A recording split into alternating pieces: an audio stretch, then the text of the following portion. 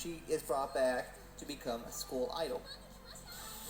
So they bring her back to the club, and she basically is a student exchange student who's going to be here for about 2 weeks, and they're going to do their best to show her the ropes on how to be a school idol, because that's not a thing in London, it's a Japan thing. So with that, they're going to bring her around and show her the place. So the first place they go is UTX, the most famous school.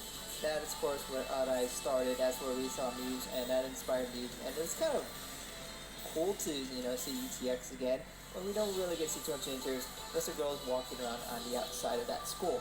And this, of course, then begins a little trip down memory lane, as we get to see a bunch of the old places from Love Live. So they go to Chambara and decided they get to see a poster for Numazu, which of course that is where Love Live Sunshine happens. And you get to see all that bright orange text and Mika, which of course Chico loves so much.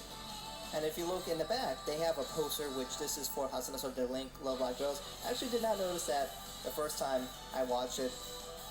So, you didn't get past me this time. So they did find a way to bring in those girls as well. But let's go back to Muse, right? We haven't talked about Muse, so we're going to visit the Kanda Myojin Shrine. Of course, that is the shrine that Nozomi was at, and the girls had visited this a lot. This is just a big, famous, actual and real life location where a bunch of Love Live fans love doing their pilgrimages here. Of course, we had to see the steps, which lead to the Kanda Myojin Shrine as well, where we saw a bunch of the girls exercise climbing up these stairs. And then we saw this where I guess I never expected Love Live to rip themselves off with a rip-off Kotori or Ronokotori, whatever you want to call this, but they said, we gotta go to a maid cafe that just happens to look like Kotori.